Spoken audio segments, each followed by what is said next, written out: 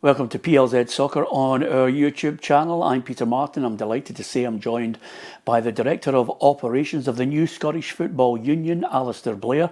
Alastair, why was there a need for a new group of supporters in Scotland? I think it's quite simple, Peter. Over the last 18 months or so, myself, Andy Smith and Stuart Murphy have been working very, very hard with the football authorities, with the Scottish Government. We're part of the Scottish Government Roundtable on enhancing Scottish football, and we'd set up a team within our previous organisation which actually was starting to make really decent inroads into some of the key issues round about things which fans care about: disability, women's football, how social media is used and abused, all those kind of things which actually matter on a day-to-day basis for fans. So that's really what's underpinning it. And we didn't feel we had a platform to do it where we were before. Hence the desire to go and create this new platform. Gives us the opportunity to basically revisit everything we've done, look to ways to improve it. And we've actually attracted more new people who've come in to join us and who I think are going to take this forward very, very quickly over the next couple of months. I was going to say to you, apart from obviously people who will want to sign up to the membership, what about the football authorities right across the board in the men and the women's game, the SFA, the SPFL? How has this been received? We know it's been very well received.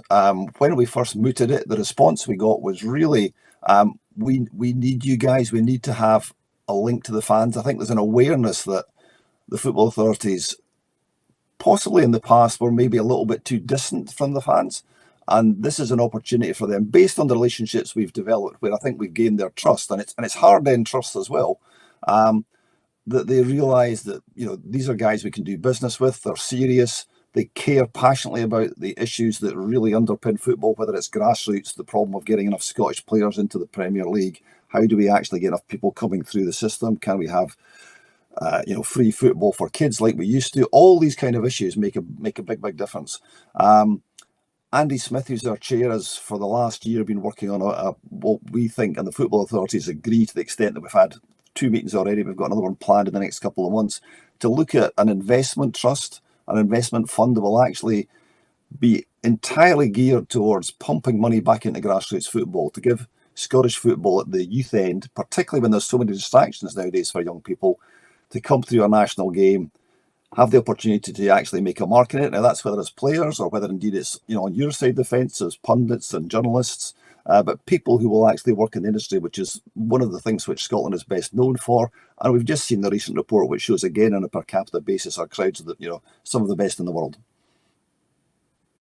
And with that in mind, Alastair, obviously a lot of supporters will be looking at it very positively. What are you going to try and do for them, as well as trying to enhance grassroots football? What will you do for the supporters?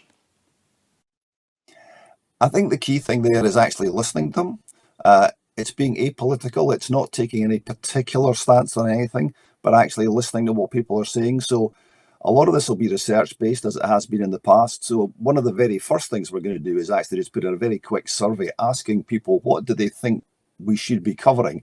And there's some obvious issues. Pricing is one which is quite topical just now. We've got all sorts of issues around fan behaviour. We've got issues around alcohol in grounds, which obviously is something which is quite topical and pertinent just now.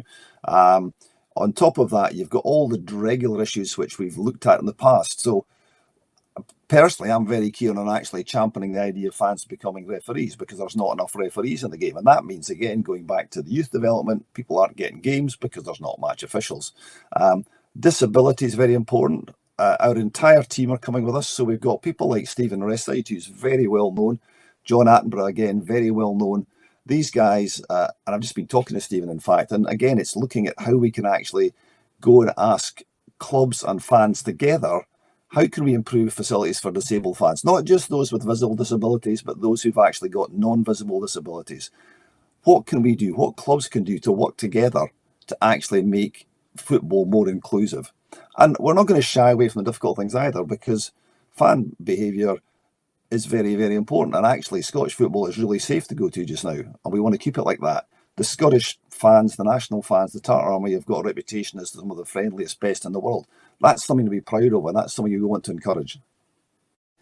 And just finally, with that in mind, you've mentioned the short-term objectives. You've mentioned your intention to build bridges with people, communicate, and obviously build friendships with all the different organisations. What would you like to see as the long-term objective? I think the long term, and I think this is something which I believe, based on our conversations with them, they share this view.